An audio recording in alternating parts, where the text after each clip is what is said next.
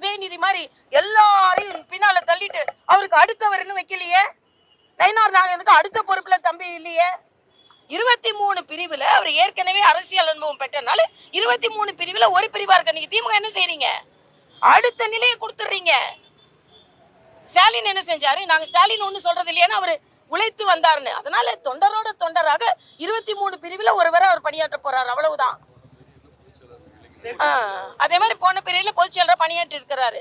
உங்களை மாதிரி அடுத்த நிலையில போட கொடுக்கல. நாங்க எங்களோட பணியாற்ற போறாரு, அவ்வளவுதான். அதனால நேரத்துல இருந்து வாரிசை பத்தி நீ பதில் பேச அது இதுன்னா நாங்க தான் தைரியமா பேசுவோமே.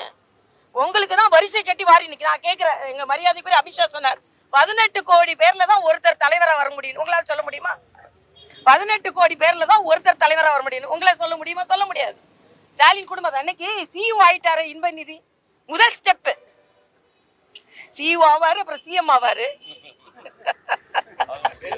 முடியாது, நாங்க விட மாட்டோம்.